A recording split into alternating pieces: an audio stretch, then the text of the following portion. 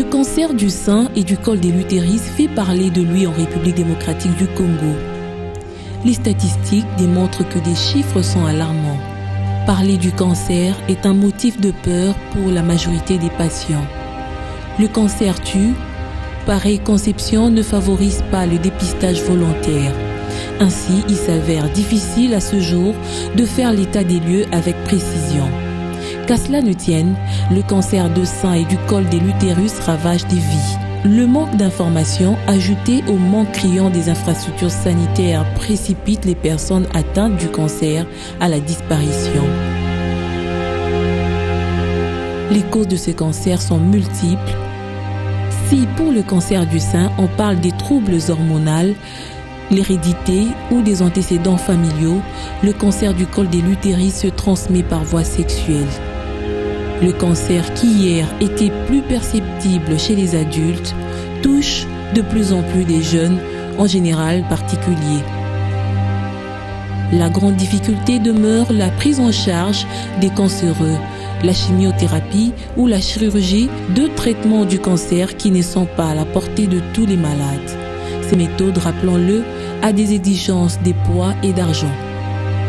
Le mieux à faire devait être la prévention si le traitement se fait à temps. Ainsi, on peut guérir du cancer du sein et du col de l'utérus en évitant d'arriver à la métastase.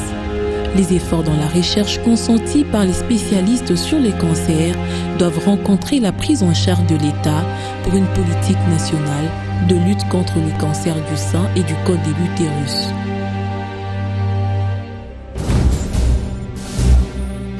Professeur Gertrude Luyeye, merci d'avoir répondu à notre invitation. Justement, avec vous, nous allons parler du cancer du sein. Vous êtes professeur, docteur, radiologue et cancérologue. Docteur Gertrude, dites-nous un peu, est-ce que dans votre travail de tous les jours, vous aviez fait un constat que les cancers du sein sont de plus en plus récurrents?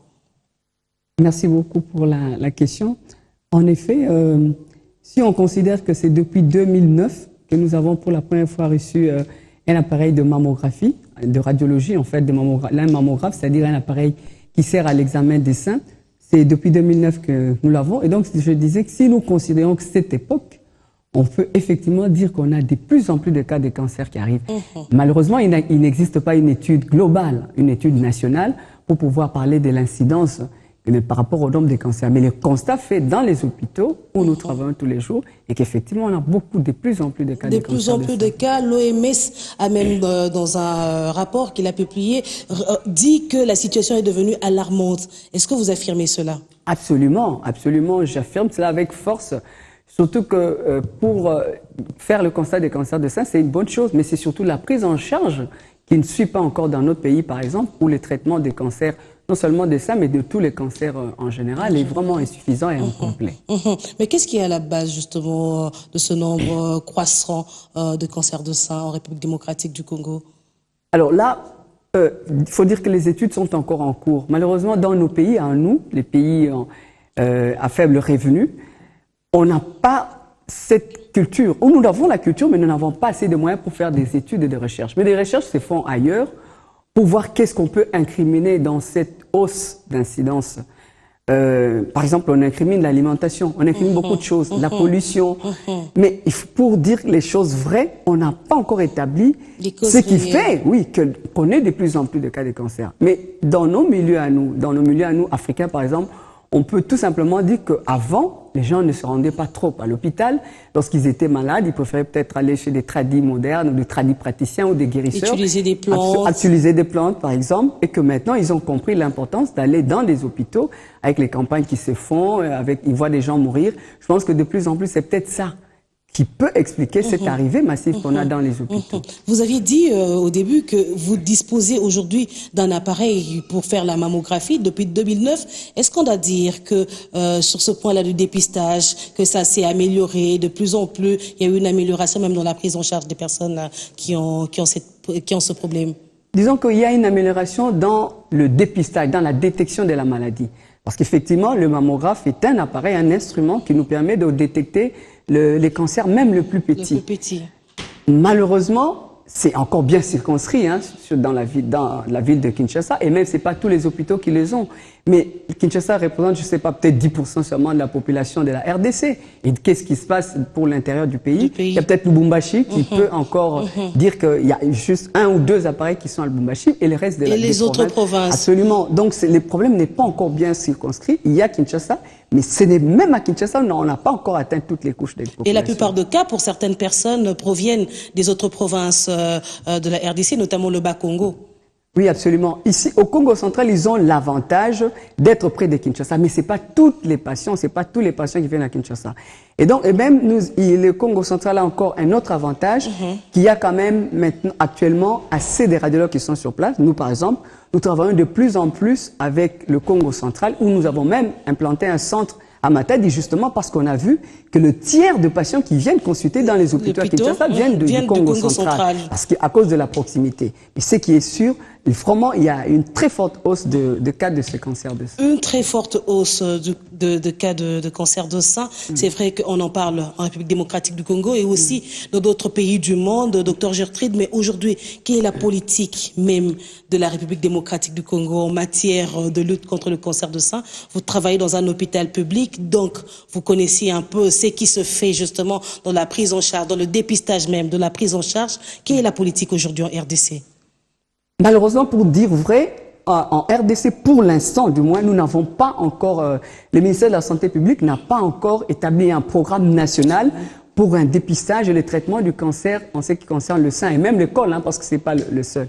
Malheureusement, alors, ce qui se fait, ce sont des constats qu'on fait hôpitaux par hôpitaux. Ici, par exemple, nous avons 2 pôles importants qui sont l'hôpital général de Kinshasa, ex-Mamayemo, et les cliniques universitaires de Kinshasa.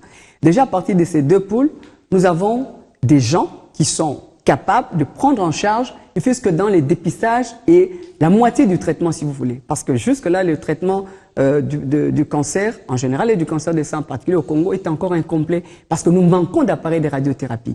Et donc, le ministère de Santé publique, je pense peut-être qu'avec tous ces cas qui arrivent, et parce que j'aime toujours dire, le cancer des seins n'atteint pas que le pauvre. C'est au moins ça le grand avantage qu'on a. Voilà, parce que c'est une pathologie qui peut atteindre tout le monde, ministre jusque tout le monde. Alors ça, c'est un grand avantage parce qu'au moins les gens seront sensibilisés. Et donc, le ministère de la Santé publique sera poussé avec le nouveau ministre que nous avons maintenant, peut-être pour mettre sur place un programme vraiment pour le dépistage. Surtout que ça coûte même pas grand-chose. C'est juste aller auprès des populations, leur parler de l'autopalpation, qui est le moyen que recommande l'OMS, juste l'autopalpation. Une femme qui palpe ses seins, il voit une boule, va vite à l'hôpital, et plus la boule est petite, mieux est la guérison, même si on sait que c'est incomplet, mais au moins si on peut déjà enlever la masse, où il y a le cancer, c'est déjà un pas vers la guérison. Avant qu'on puisse, je veux justement revenir sur ça, cette prise en charge, comment elle se fait, le traitement même du cancer du sein. Mais docteur, j'aimerais rester un peu sur le dépistage. Comment ça se passe? Est-ce qu'il faudrait juste se palper soi-même à la maison pour détecter les signes dont vous venez de parler, ou bien on peut faire encore plus pour savoir si on a le problème ou pas? En fait, le premier palier, le plus simple, c'est la breast self-examination, donc l'autopalpation. C'est-à-dire une femme, elle est chez elle, elle peut se palper le sein, et dès qu'elle voit une boule, pas seulement dans le sein, parce que ça peut être dans les aires ganglionnaires, c'est-à-dire en dessous de l'aisselle, ou même ici, oui, au niveau subclaviculaire, dès qu'elle palpe une boule, elle peut déjà elle-même aller à l'hôpital, même si, il faut absolument le dire, que toute boule dans les seins n'est pas égale au cancer.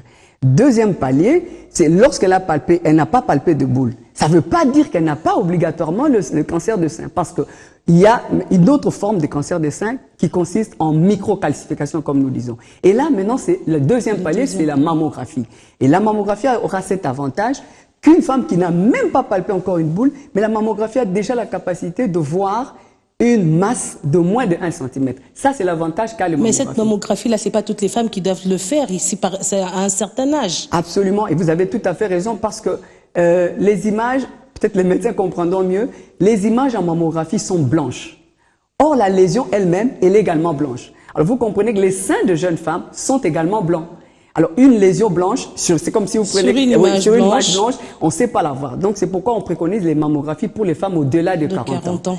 Mais pour des femmes qui ont quand même dans leur famille un être proche, une mère, un père, une sœur, une tante qui a fait un cancer, en ce moment-là, nous recommandons qu'on fasse quand même cette mammographie, même si, en ce moment-là, c'est pas la masse que nous recherchons, mais surtout les microcalcifications que nous les recherchons.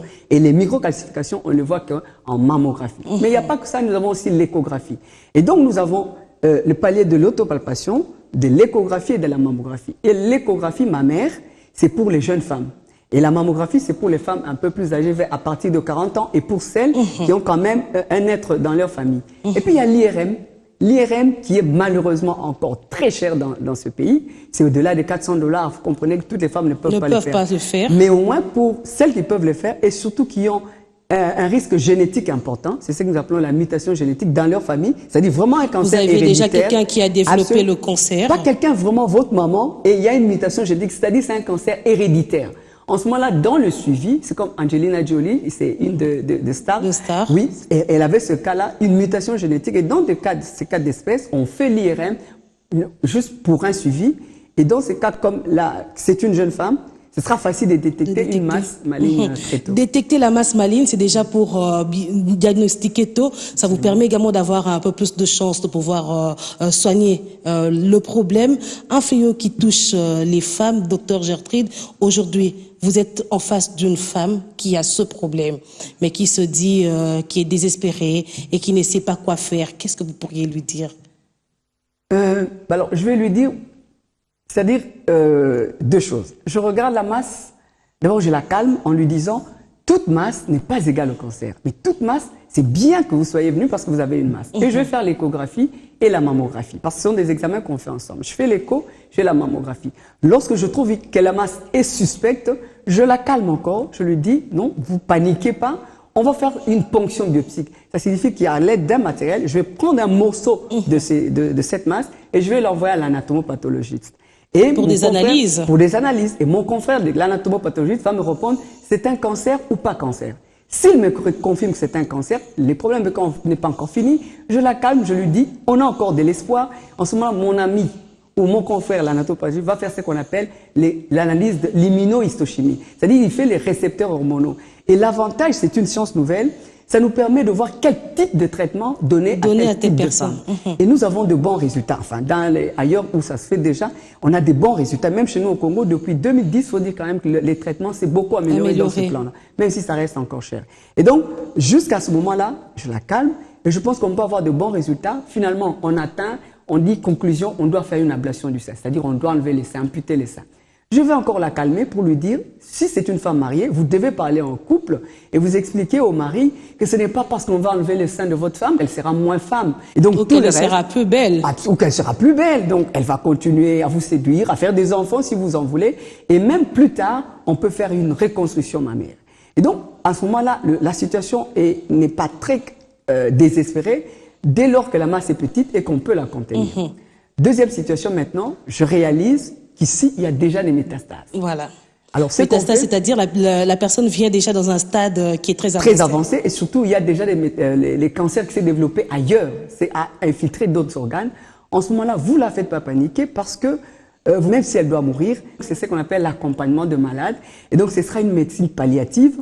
On va voir ce qu'on peut faire, minimiser quand même la souffrance. Et donc, cette femme, ce sera une femme qu'on va accompagner. Malheureusement, dans ces cas d'espèce, de deuxième cas, on ne peut plus rien faire du tout. Et c'est pourquoi je dis d'ailleurs aux gens, même si vous voyez, avant je disais, si vous voyez Barack Obama face à face, on ne peut rien faire. Ça signifie, même si vous allez à l'extérieur, on ne peut plus rien faire. Donc la conclusion, c'est de venir à temps. Lorsque la masse est petite, on a absolument beaucoup de chances de guérir. Vous aviez dit beaucoup de choses. Je vais essayer de revenir petit à petit sur chaque point. Docteur Gertrude, déjà, lorsque la personne, il faudrait l'accompagner psychologiquement pour qu'il puisse s'offrir des derniers jours agréables. Est-ce que vous pensez qu'en République démocratique du Congo, c'est quand même un aspect qui est bien exploité où ces personnes-là bénéficient vraiment d'un accompagnement psychologique? Disons que ça existe, mais c'est encore insuffisant. L'avantage qu'on a au Congo, c'est parce que généralement, les patients qui sont malades sont encadrés par les membres de famille. C'est quand même un apport très important. Malheureusement, nous avons un grand pourcentage aussi des femmes qui sont abandonnées par des maris. Et même chez nous, à l'hôpital général, nous avons des femmes qui ont été abandonnées par des maris à l'hôpital même.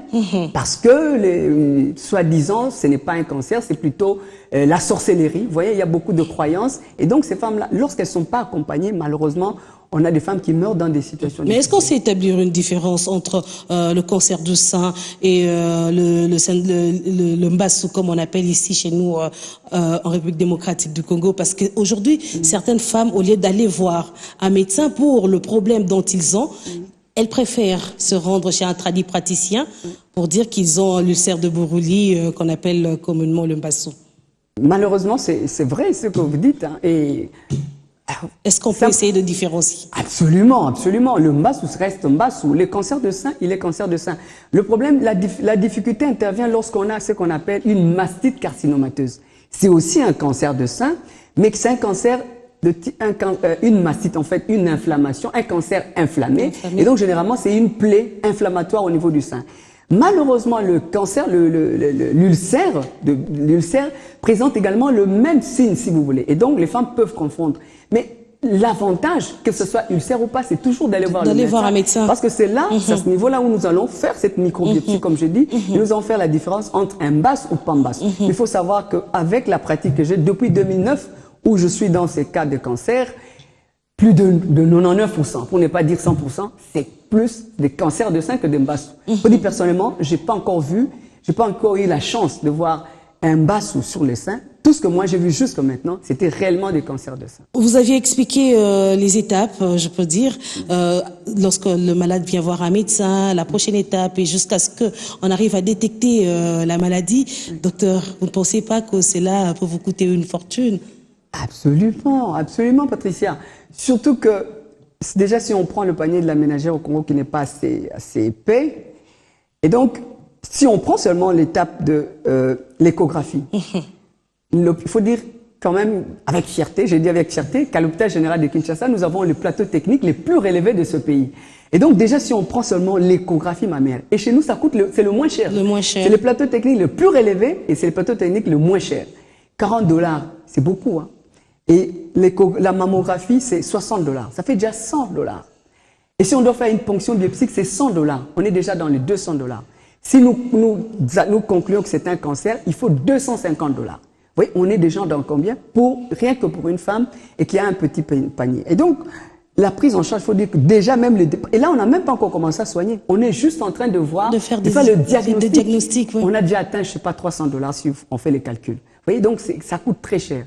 Et donc, dans d'autres pays, il y a une prise en charge qui s'organise. C'est l'État qui prend en charge. J'ai même appris qu'au Gabon, c'est organisé, le traitement de cancer de sein est gratuit. J'ai appris ça. Enfin, j'ai pas vérifié, mais c'est ça que j'ai appris. Mais là, ailleurs, en Occident, par exemple, le dépistage est gratuit. Et donc, à partir de la cinquantaine, la femme reçoit une invitation pour aller se faire dépister. Mais nous, dans la race noire, nous recommandons qu'on puisse le faire un peu plus tôt. Parce que je pense que tu le sais très bien, les cancers de sein dans la race noire arrivent plus tôt. Oui, que chez les autres. Et donc, nous devons nous faire dépister très tôt. Se faire dépister très tôt, vous aviez évoqué le coût. Mais est-ce que vous ne pensez pas, vous êtes une femme, vous évoluez dans ce secteur, ce sera aussi une occasion de faire un plaidoyer pour que cela soit pris en charge par le gouvernement, par exemple, ou plusieurs structures qui sont chez nous, ici, en RDC? Ma chère, nous faisons les plaidoyers. Enfin, je pense que nous faisons les plaidoyers. Il y a moins d'une année, il y a eu une réunion avec l'OMS et beaucoup de représentants du gouvernement pour parler justement des maladies non transmissibles. Et donc, les cancers étaient dedans. Et donc, nous espérons que les décideurs nous entendent, parce que c'est pourquoi je disais au début de l'émission que l'avantage du cancer, c'est que ça choisit pas son camp. C'est pas pour les pauvres, hein. Les riches peuvent mourir de cancer, le président Mitterrand est mort de cancer. Et donc, c'est cet avantage que nous avons. Et donc, là, on parle en général, que ce soit les hommes ou les femmes. Absolument. Et surtout que les hommes aussi souffrent de cancer de sein. De ceux qui souffrent de cancer de sein sont des hommes. Et ça, j'aimerais te dire, Patricia, ce sont les études des autres. Hein. Parce que moi, depuis que je fais ce travail de cancer, j'ai remarqué qu'il y a beaucoup d'hommes. Je ne peux pas dire 1%, parce que j'ai pas encore d'études globales du pays, mais j'en ai beaucoup. Alors, et la maladie se manifeste de la même manière chez la femme et chez l'homme? De la même manière, mais seulement le désavantage, c'est l'homme, c'est que généralement, lorsque la masse commence, il pense qu'il a pris du poids et il réalise que c'est un cancer un peu plus tôt ou un peu plus tard que la femme. Et le danger aussi chez l'homme, c'est que comme la glande mammaire est petite, et donc très souvent, lorsque nous l'avons, c'est déjà au stade où il y a des métastases. Et donc, nous disons, même les hommes qui ont dans leur famille des mamans qui ont fait des cancers, ou même des papas qui ont fait n'importe quel cancer, d'avoir aussi l'habitude de se palper les seins. Je veux revenir justement à la femme, parce que on voulait plus parler de la femme dans cette émission. Docteur Gertrude, tout à l'heure, vous aviez parlé de l'ablation du sein. Est-ce que c'est évitable? Absolument. C'est-à-dire, on peut éviter l'amputation mammaire, une mastectomie comme on l'appelle. On peut faire une mastectomie partielle ou une nodulectomie. C'est-à-dire, lorsque la masse est petite, c'est pourquoi je dis que c'est un problème de dimension des masques. Lorsque la masse est à moins de 2 cm et qu'on a une radiothérapie à côté, on peut très bien juste enlever le nodule. C'est ça qu'on appelle la nodulectomie, la nodulectomie, et donc continuer avec d'autres types de traitements, et la femme peut être sauvée, on peut éviter cela. Mais lorsque la masse est déjà trop grande, plus de 5 cm, et qu'elle a même déjà infiltré les autres parties, en ce moment-là, on ne peut plus rien faire du tout. On doit absolument enlever, parce qu'en fait, il faut enlever le foyer. Et donc, on enlèvera le foyer pour éviter qu'il y ait d'autres cellules qui se répandent dans le reste du corps. Quand on se renseigne un peu, on fait des études sur le cancer du sein, en attendant, plutôt la maladie était plus remarquée chez les femmes âgées de plus de 50 ans. Mais aujourd'hui, docteur Gertrude, de plus en plus, on a des femmes de moins de 40 ans qui souffrent de cancer du sein. Qu'est-ce qui pourrait expliquer cela, même si les causes ne sont pas encore connues? Mais vous, dans vos études, vous êtes professeur, vous êtes radiologue et aussi cancérologue. Est-ce que vous pourriez avoir une petite explication sur ce phénomène? Disons que dans ces cas-là, on parle surtout des facteurs de risque. Donc, je pense que c'est parce que maintenant, on connaît un peu plus, la science a beaucoup évolué par rapport à, si on rentre plusieurs années en arrière. Maintenant, on sait par exemple qu'avec la modernisation, la plupart des femmes ne veulent pas avoir d'enfants, ou elles en ont très tard. Et pourtant, ça constitue des facteurs de risque. Il faudra étudier, voilà, travailler, absolument, manger de fruits de son travail, et on va commencer à penser aux enfants. Absolument, et on va pas avoir 6 ou 7 enfants parce qu'on doit voyager, on doit étudier tout ce que tu dis. Et donc, les filles se marient de plus en plus tard. Or, cela constitue un facteur de risque, le fait de se marier tard. On remarque aussi que de plus en plus de petites filles ont des règles précocement. On sait que dans le temps, c'était 15, 16, et normalement, c'est comme ça que nous apprenons à l'école. Mais actuellement, vous avez des filles de 9 ans, de 10 ans qui ont leurs règles très tôt. Est-ce à cause de l'alimentation? Je sais pas, c'est vraiment une question. Est-ce à cause de l'alimentation? Il y a des études qui se font. Ou des femmes qui ont de plus en plus tard leur ménopause. On sait que dans le temps de nos grands-mères, c'était la quarantaine déjà, la femme commençait à faire sa chute et à 45 ans, elle n'avait plus rien. Mais actuellement, nous avons des femmes de 50 ans, 55 ans qui sont encore réglées. Tout cela sont des facteurs de risque. Ou le fait de ne pas avoir d'enfants. Il y a une femme qui décide tout simplement de ne pas avoir d'enfants, ou peut-être parce qu'elle n'a pas eu cette chance, elle n'a pas d'enfants, sont des facteurs de risque. Et là, qu'est-ce que vous conseillez aux femmes de faire des enfants normalement à quel âge? Comme c'était dans le temps, à 16 ans, on dira mariage précoce. Non, pas 16 ans quand même, on va à 25 ans. Si c'est possible, si on peut le faire, peut-être on dit le bon âge, c'est entre 18 et 25 ans. Si on peut le faire à ces âges-là, ce sera une bonne chose. Mais il y a quand même aussi un impératif, les études. Parce qu'on sait que les études sont devenues assez longues. Donc tout ça, je crois que c'est à prendre en compte. Aussi, il y a des facteurs exogènes. Si on prend par exemple l'irradiation.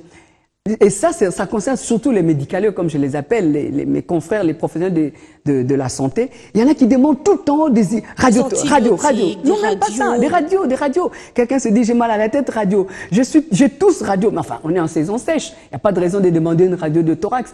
Parce que toutes ces irradiations constituent ce que nous appelons, chez nous en radiologie, ce sont des effets stochastiques, c'est-à-dire on stocke des rayons X qui vont à la longue détruire les cellules et donc provoquer des cancers. Donc on a comme ça des facteurs exogènes qui dépendent pas de la femme, l'environnement par exemple. Vous avez parlé tout à l'heure, toutes ces pollutions que nous avons avec des diesels, toutes ces conférences qui se font à gauche et à droite. Des antennes paraboliques. Absolument, tout ça, en fait on a tous ces facteurs qui prédisposent actuellement à faire les cancers, tout ce que nous n'avions pas eu. Est-ce qu'on peut également parler des maladies chroniques? Ça peut également être à la base de la prédisposition au cancer. En ce qui concerne le cancer de sein, oui, par exemple, une galactophorite chronique, par exemple, ces femmes qui ont des saignements, il y a des femmes comme ça qui ont des saignements au niveau de leur sein. Lorsqu'elle ne s'est pas traitée ou ça continue, ça saigne, on soigne, ça continue, dans la chronicité, ça peut constituer ce qu'on appelle un cancer ductal, c'est-à-dire un cancer in situ. On voit des cancers in situ qui arrivent sur des galactophorites chroniques. Mais c'est quand même rare. C'est surtout dans d'autres pathologies, par exemple dans le cas d'estomac, par exemple, on sait qu'un ulcère chronique au niveau de l'estomac peut entraîner un cancer. Mais au niveau de sein, les pathologies chroniques, on n'en a pas vraiment comme ça, à part la galactophoïde chronique, ou même les tumeurs bénignes tout simplement. Les femmes qui ont des fibroadénomes, vraiment bénins, mais on sait que 1% cancérise. Docteur Gertrude, est-ce que vous pourriez un peu nous parler de l'aspect cosmétique? Aujourd'hui, des femmes se réservent d'utiliser certains parfums, déodorants, voire même antitranspirants, parce que ça pourrait être cancérigène. Est-ce que vous affirmez cela? Je ne vais pas affirmer parce que moi, je n'ai pas fait d'études là-dessus. Je suis comme vous, je lis ce qui s'écrit à l'Internet. Mais ce que je sais, c'est que dans les constituants de certains antitranspirants, il semble qu'il y a des produits cancérigènes. Enfin, comme moi, je n'ai pas participé ni à l'étude et je n'ai pas lu. Hein. Enfin, en tant que scientifique, je ne peux dire des choses qui sont vraiment vérifiées, publiées. Mais là, c'est juste des trucs qui passe à l'Internet, WhatsApp, dans les réseaux sociaux, souvent je préfère me réserver quand même. Je dois dire que vous êtes une personne engagée dans la lutte contre le cancer. Docteur Luyeye, est-ce que vous pouvez nous parler de votre combat de tous les jours? Qu'est-ce que vous faites d'autre en dehors de recevoir les malades, de les conseiller, de diagnostiquer, de poser le diagnostic sur le problème? Qu'est-ce que vous faites d'autre pour accompagner justement la femme à lutter contre ce fléau? Merci beaucoup, Patricia. C'est une excellente question parce que, en fait, je pense que lorsqu'on s'engage dans une lutte, c'est après avoir été concerné soi-même. Et moi, j'ai été concerné moi-même parce qu'en 2010, en 2009-2010, janvier 2010, j'ai perdu une grande amie qui était pratiquement une sœur pour moi, qui est morte de cancer de sein, justement. Et elle est morte de cancer de sein parce qu'elle a banalisé la maladie. Elle avait une boule dans son sein, mais elle minimisait. Absolument, parce que ça faisait pas mal. Et ça, c'est le danger du cancer de sein, ça fait pas mal au début. Et lorsqu'elle m'appellera plus tard pour que je puisse lui faire une échographie, en riant, hein, et je l'ai appelée, elle est venue à l'hôpital, il n'y avait plus rien à faire. 3 mois après, elle mourait. Parce que les cancers de sein, il faut le savoir, chez les jeunes, c'est très agressif. Et donc, elle est morte. Et ça m'avait tellement touchée, blessée, je me suis dit, c'est pourquoi j'ai même choisi ce thème comme sujet de ma thèse. Donc, je travaillais sur les cancers de sein. Et donc, après ma thèse, il fallait continuer. Parce que pendant ma thèse, je faisais des sensibilisations. Il fallait donc continuer, je n'allais pas arrêter. Voilà pourquoi on s'est mué. Avec des amis, nous nous sommes mués en ONG qui s'appelle ROPO, Regard pour un sein sain. Et donc, je continue parce que, comme vous le savez, le plus important, c'est d'abord la sensibilisation. Lorsque la personne est sensibilisée, et qu'elle pape une boule, même si ça elle fait pas mal, elle est déjà informée parce que le problème c'est celui-là. La plupart des femmes qui viennent à l'hôpital, lorsque vous dites, mais maman, tu veux dire, mais oyez vraiment en arrêt boy, elle vous dit, mais docteur, vous voyez, le risque c'est celui-là, parce que la boule ne fait pas mal. Et donc, il faut encore sensibiliser Patricia. Une fois, j'ai fait une émission, j'ai eu des appels, en fait, j'en fais beaucoup, j'ai reçu des appels de toute la République, hein, de Manono, de Kabalo, de Kindu, des gens qui vous appellent, mais docteur, moi j'ai ces cas ici, qu'est-ce que je fais? Elle est à Manono, qu'est-ce que vous allez lui dire? Vous voyez? Donc, je pense qu'il faut encore parler et toujours parler, jusqu'à ce que le dernier des Congolaises qui sera dans nos frontières pourra être sensibilisé. En ce moment-là, peut-être nous allons nous reposer en paix. Sensibiliser, peut-être aussi prise correctement en charge, c'est ça l'idéal. Mais surtout, vaut mieux prévenir que guérir. Docteur Gertrude Luyeye, je vous dis merci d'avoir répondu à toutes nos questions. C'est vrai qu'il y a encore beaucoup de questions que j'aurais voulu partager avec vous pour sensibiliser davantage la population, mais le temps nous fait défaut. Mais je vous dis encore une fois merci et continuez dans ce combat pour pouvoir sauver les femmes. Je rappelle qu'avec vous, nous avons parlé justement du cancer de sein. Donc vous êtes professeur, docteur et puis radiologue, cancérologue à l'hôpital général de Kinshasa. Merci pour votre disponibilité. Merci beaucoup. Mesdames et messieurs, la suite de votre émission, c'est dans la rubrique 1001 questions santé. Comment faire l'autopalpation? L'auto-examen des seins peut être pratiqué tous les mois, idéalement juste après les règles. Placez-vous devant un miroir et observez vos seins. Différents points doivent attirer votre attention. La forme ne doit pas changer. Aucun liquide ne doit s'écouler du mamelon qui ne doit pas être rétracté. L'aspect de la peau devrait être uniforme. Vérifiez que nulle part elle n'est boursouflée, rétractée ou pelée. Levez les bras. Vos seins ne doivent pas être déformés ni irréguliers. Ensuite, allongez-vous avec un coussin sous l'épaule du côté du sein que vous examinez. Utilisez la main opposée, palpez avec les doigts bien à plat par petits mouvements circulaires sur toute la surface du sein, mais aussi au niveau de l'aisselle. Cherchez une éventuelle grosseur, un changement par rapport à la dernière autopalpation. Si vous trouvez une grosseur, prenez rendez-vous avec votre gynécologue et beaucoup de tumeurs ou des modules apparaissent et disparaissent d'ailleurs en fonction du cycle. Ce check-up est fini. On se retrouve très bientôt sur B1 Télévision.